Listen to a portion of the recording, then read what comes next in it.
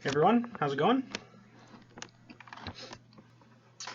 All right, this is for Module 7. So, the first question, discuss how communication technology has evolved both generally, as discussed in the text, and in my professional life. All right, so on page 334 in the book is social presence theory. This is the theory that participants in electronically mandated meetings feel a lessened sense of social contact and presence with other attendees. In my working life and personal life, I have seen this. Working for Cheney School District, the amount of Zoom meetings and Microsoft Teams meetings really have skyrocketed more than when I've been in college for any of my classes or even when I was in high school. Well, when this change first started due to COVID,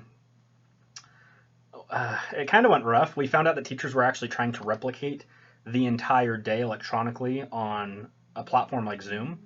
And what I mean by that is like they wanted the kids on the computer for like 6 to 7 hours a day doing class. I mean, they wanted them to stay logged in. They wanted them to, like, on the morning when class normally started, like at 8 o'clock, and this is only when it first started, and then they wanted them to be on all day. Super, super rough.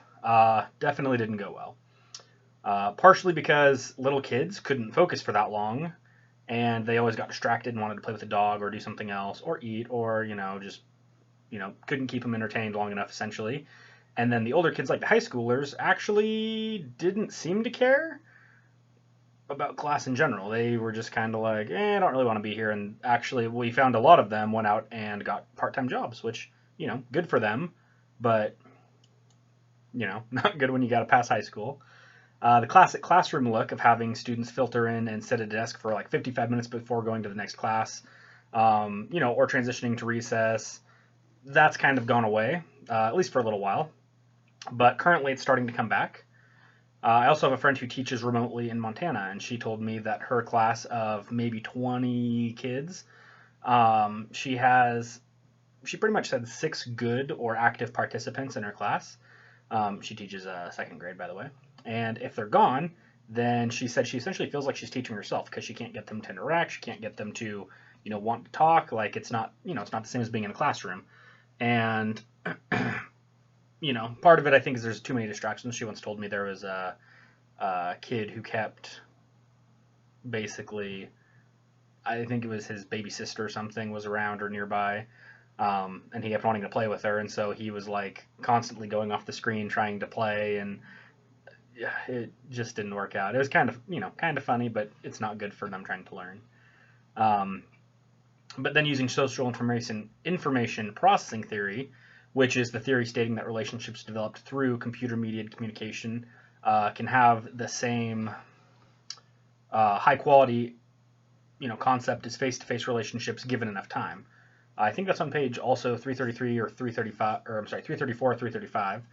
And I would say that in a class like this one, this communications class, we, have enough time to kind of get to know one another through our videos and our discussions, our live sessions, chats that we have, that you can kind of feel in a little way that there's been a relationship of a different sort built up to each other, just because we actually are participating. We're making videos, we're watching, we're commenting with our value-adding posts. We are doing things that are tying us together and getting us to know each other's opinions and thoughts and ideas and how they research, and it all kind of ties in together. So we're getting a perspective of each other that we may never have gotten being in a in-person class, or even if we did, it's a little different than what we're used to as the tradition.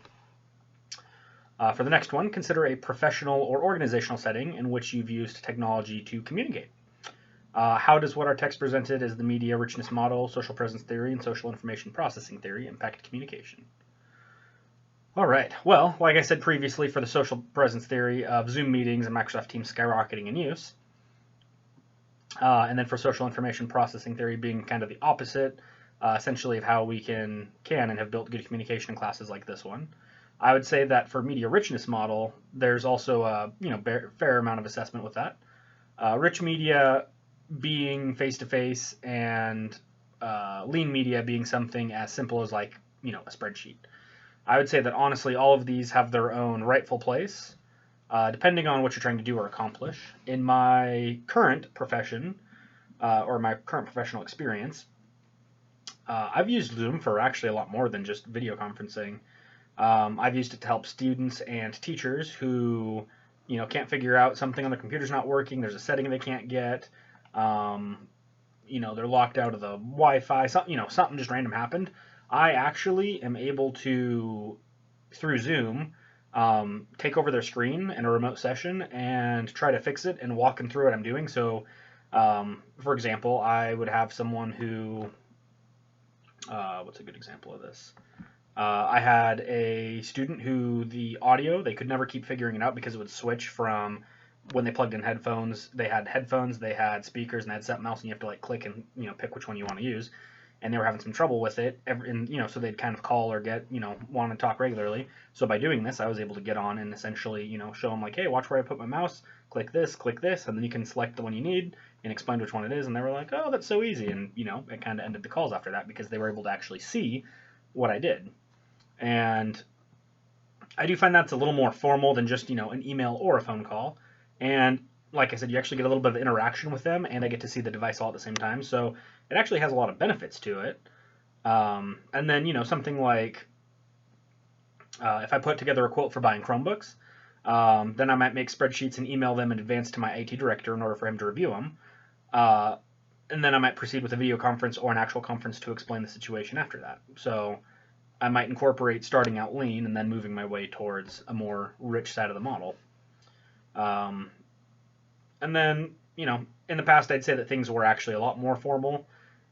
Many sides of businesses were done in person rather than online, but I think that, honestly, going forward now, COVID helped kick a lot of what was capable or not really being used yet kind of into gear. I feel like right now there's a lot more people who are getting used to using all the online resources that we have and just taking them to the next level. We're starting to see more people work remotely from home.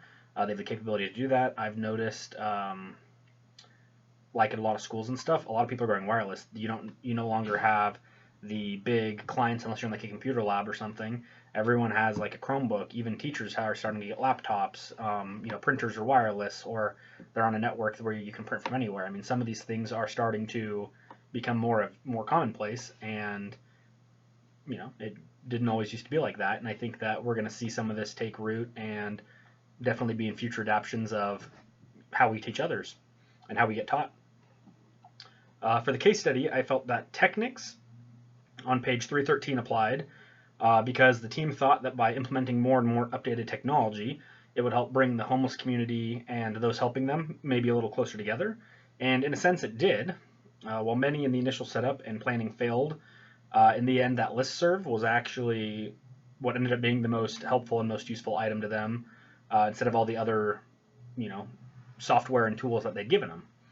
And then also in Dutton's Technology Organizational Dynamic, which is on page 324, I thought that was important because it's a fitting model for Derek, Monica, and Trevor when they came in and brought lots of new ideas. They implemented new technologies, new tools, new devices for these organizations to use. However, with the massive overhaul that they did, it seemed to overwhelm some of the staff to where the point where they either didn't use it at all or they used it for a while and then stopped. Like the instant messaging tool, the follow-up surveys, the calendar, things where it's like, well, I used it for a couple months, but then no one else was using it, so I just stopped using it. So the emergent change was either too much or too soon that it just didn't fit right then at the time. Hyperpersonal on page 334, I would say also because towards the end, that became like a new norm for the email list. It ended up creating a community where you were either kind of on the list or you weren't on the list, and it helped clear things up and create kind of a guideline for which the organizations would use to help to serve the homeless and keep everyone connected. And then just one other one that I thought was also pretty good was I don't know how to pronounce it, McLuhan, the 4 media ages, that idea or that theory, which is on page 337. And while that's a huge oversight of the media ages, I'd say that when Derek, Monica, and Trevor came in to help with the homeless organizations, they were still in a print age, and by that I mean like the mindset of a print age where they were doing a lot of things on pencil and paper, making live visits. They weren't fully utilizing the technology that was there for them to use. And after that trio kind of visited them and helped bring in new technology, new tools, some training, the organization really moved up into more of what I would say the electronic age, with a lot of new abilities and tools that they had under their belt now to utilize in the future.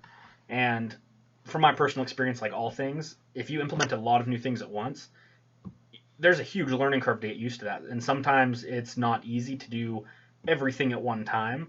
It's much easier to do something either big and then small things, or do a lot of small things over time, or do those big things over time.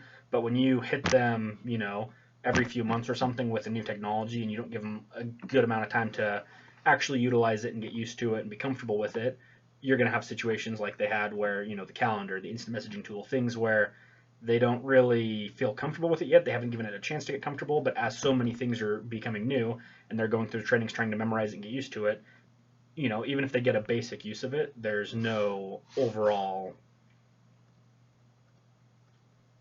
understanding of how in depth those tools can be and what they can be used for. So, um, those are my thoughts on Module 7. Thank you.